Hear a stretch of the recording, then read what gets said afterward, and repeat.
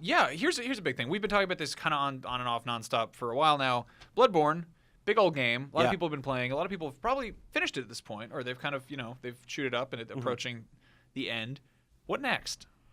Yeah, that's last week, Brian, you told the story about how you fell out of love and then back in love with Bloodborne and how you almost quit your game of the year. I almost left and then I came back. And now you're back. You're killing witches. I'm talking with Shuhei Yoshida about doing killing really spider good. women. Yeah, how cool is that? Yeah. What a world we live in. Yeah. I beat the One Reborn on my first try, which is like this boss that just murders everybody, and I just felt like amazing walking into his dumb house and killing him. I want you to know that the way you talk about Bloodborne. Bless you. Bless you. Little old mouse sneezes. The way you talk about Bloodborne is the way other people talk about exercise. Yeah. And I feel that same level of alienation. Right. It's funny, you went on that big thing last week and talked about how excited it was, and I'd heard the first half of that. I'd heard the part where you were giving up because you were tired of the loading times and you didn't want to do the work. Yeah. And that's when people are like, man, I hate going to the gym. It's tiring. But then the part 2 of that is they're like, yeah, I lost 30 pounds and I can now lift up parts of cars. You are like, yeah, man, I did a 5K. I've been really trying to do the quads. Yeah, totally. And you're telling, I fought the Reborn and it was satisfying. And I got my reps up and that I was got my personal trainer apparently. I don't know. I'm just as confused by exercise people. Actually, I have free weights in my apartment, and a couple days ago I went to use them, and I was just like, what's like the proper form? Because I know when you exercise at home, you can really mess your stuff up if you don't know what you're doing. That's health facts from Brian Altano. And I went to look up how to lift frit, and I got to the FR, and Google was like, how to lift the front of a truck. And I was like, yo, Google, we're not there yet. Yeah, but back to Bloodborne. Yep. You brought it to exercise. I'll get back to Bloodborne on this for me. Mr. Man. I love how you wanted to just clarify that you do sometimes exercise too. You're like, Not well, really. just I tried, but then I found out about how to live the secrets of truck exercises. Truck exercises. Isn't that a CrossFit gym? Truck exercise. No, so I'm playing Bloodborne. I love it. It's doing that thing, and I was talking about it last week. It's this constant like it kills you and kicks your ass and then makes you better, and then you come back and keep playing it. And I really like that sort of conditioned response that comes with it. And I get it from certain kind of like roguelike games. There was a couple games last year that were like Rogue Legacy did that. Spelunky did it. Yep. Where you're just like, I'm improving, and I know I'm improving. Yeah. And it's rewarding me because of that. So it's sort of a 2-part question. One, where can I find more experiences like that? And 2, what are these guys doing next? Because I talked to you about Dark Souls, and you said to me basically, I said, should I go back and play these games now that I'm really getting into Bloodborne? Like, it's like I want to hear the other albums that the band made, Sure. And you're like, no.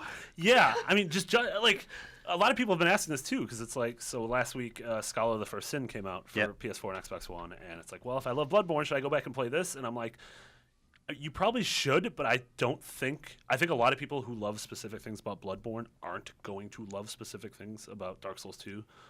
Like, first off, the Dark Souls 2 Scholar of the First Sin stuff is way harder than Bloodborne. Like, it is mean. It is cruel. It is a really crappy first step into the series. Really? Like, if that's your first game, this game is incredibly difficult. Your weapons break all the time. The enemies are just rude. They're just being foul. That's a weird thing for them to be just rude. Yeah, it's like they actually insult you on top. They insult, because if you have a PlayStation Eye, it like looks at you and it judges. Fatty. Yeah, it assesses your body type and probable insecurities. Yeah. Cool hairline, idiot, and then they smash your spear in half. So yeah, that's a weird I don't know. It's the thing that makes sense to go to next, but. One of the games coming out, I think this week, is Titan Souls. Titan Souls, and that's a game that I feel like, even though it looks super different, that it's a game that kind of makes sense to go to next. Have you heard about Titan Souls? Have you seen it? Not very much, no. Yeah, so it's this top-down. It's this indie game that one dude. Again, this is like the year of the one dude games. Yeah, one dude game is a genre what one dude made. I made that genre up. Okay, one dude games. One dude games. But it's not like all one dudes. Women games. There could be one women games. Yeah, totally. Depression Quest is a one women game. But it's like nope, that was 2 people. Was it? Well, 2 people games, is that a new genre? They're That's called a duo. Two-player games. Duo games. But so Titan Souls is top down. You're this little wanderer who's wandering through this landscape, and you can kind of go wherever you want. And the whole thing is fighting these handful of bosses. That's the only thing in the world you really interact with are these bosses. The game is one hit kill. and your only weapon is a spear or like an arrow that you fire, then you have to go retrieve it, or you can call it back to you. It sucks. That sounds like real life. It is Yeah. like it is real life the game. It sounds like if you asked about a game that your friends were playing and they didn't want you to play it and they just started describing it, they're like, yeah, there's all you do is fight guys bigger than you, and if you hit you once, you die, and the only weapon you get is a little bow and arrow, but you have to charge it up. Like you gotta hold it down so that it shoots the arrow, and then after you shoot it, you don't have any more, so you have to go get the arrow. Yeah. So it's like the projectiles work like Nerf guns. Yeah, it's But a literally little like bit- if you were a kid and you had like a little toy bow and arrow Yeah. and you have to go in your yard, but you shoot it at something and you're like, I got you, and then you have to actually go pick it up yourself. But And you can draw it back to you though, And the bosses kill you instantly. in one hit. Yeah. All of them. Yeah. Do And you the kill bosses. them one? Damn. No, it takes many hits to That kill them. is rude. That is rude. So Super bosses. I played this game. I got an early build of it for. I was doing this thing when I was still at Destructoid. I was doing a live stream series sponsored sort of by Devolver Digital, who's putting this game out, and they're madmen, where they would send us a build of a game and then liquor to go with it, and it was sort of themed. Like they sent us the Talos Principle and then like absinthe with like an absinthe Okay. spoon I and love like that. sugar cubes. They're Yeah. like, this is a drink of philosophers. Here's a deep game that makes you think. But then they're like, yeah, Titan Souls.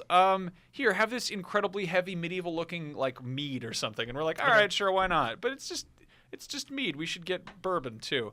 We got. Did you mix the bourbon with the meat? I don't know what we were doing. It was dumb, but that's a really hard game to play normally. Mm-hmm. And have you talked about that peak you reach when you're drunk and gaming at the same time, and you find Yeah. that like that balance point? Yeah, somebody actually wrote in with the name of it. I forget what it is because Yeah. I don't retain information or Balmer's read. Peak. But Balmer's That's what Peak? that's what we that's call what it it in is. programming. That's Oh. exactly what it is. Thank you so much. Yeah. I knew it was up there somewhere. So that's like often used in programming, and I never actually hit it. I just get really drunk. Does it and have? trouble. Is there like a It's like- version of it that doesn't involve getting drunk? like smoking weed? I guess. I think it's a Or runner's like high. Yeah, like I was thinking if there was like a sober person's version Probably of. not. I don't know. of I mean, there's like- also named there's a after- certain like a sleep deprivation version of that. Yeah. Like if you've gone long enough without sleep, you sort of hit this Yeah. weird Something creative point. clicks. But if you go too far, then you just become a kooky person. Yeah.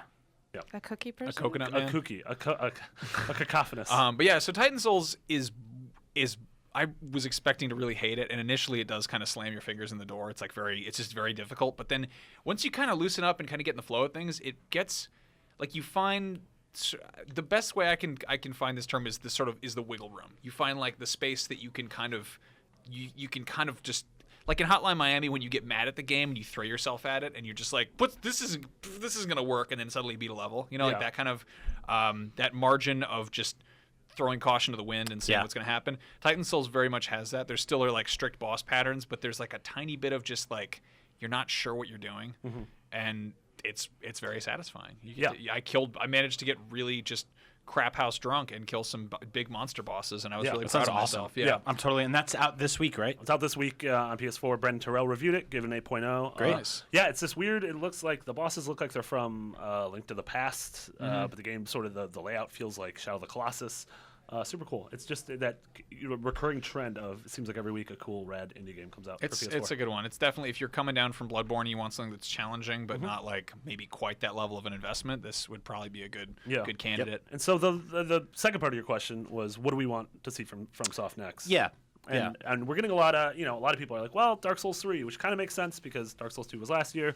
People want Bloodborne 2, which, Bloodborne was Sony said the number one digital game on PS4 in the month of March.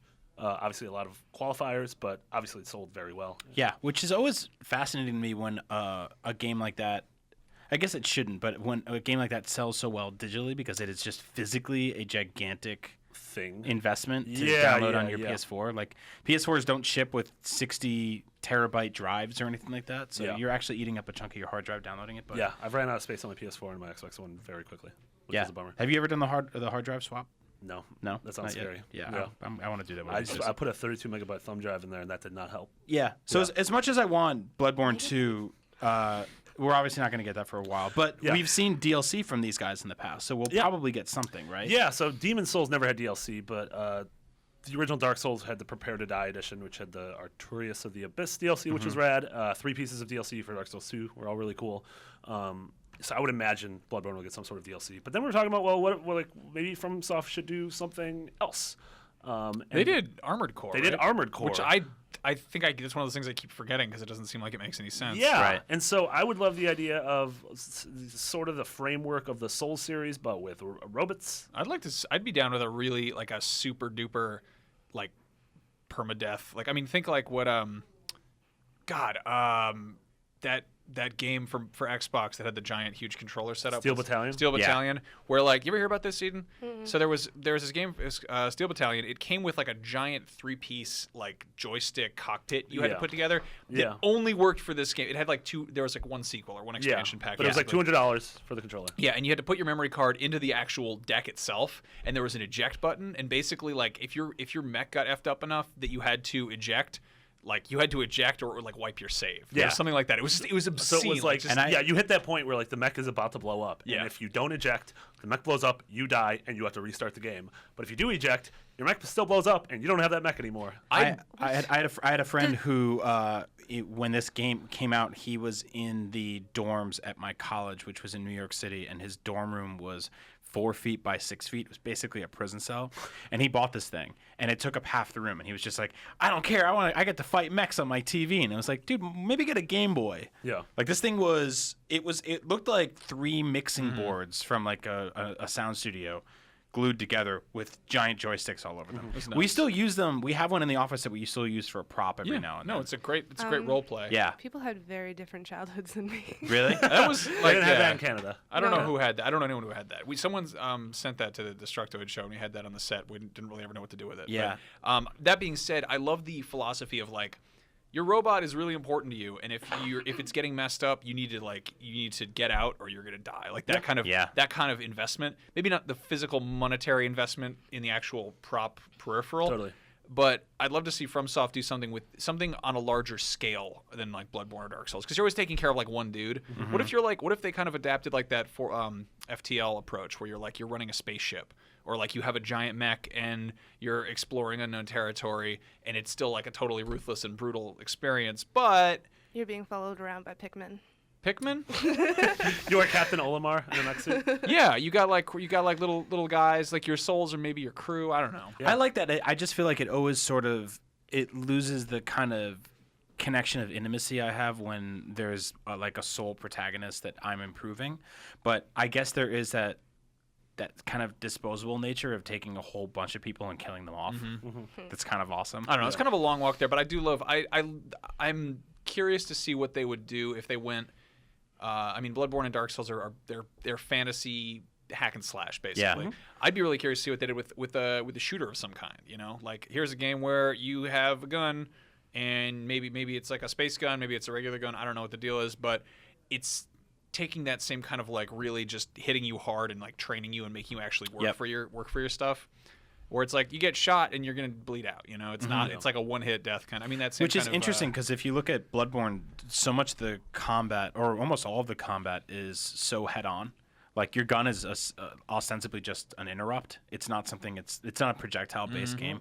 So to make a game like that where there's that distance, I think would be really fascinating to have that kind of have the weight and fear of dying in that game, but coupled with the fact that you could have battles from across a football field. Yeah.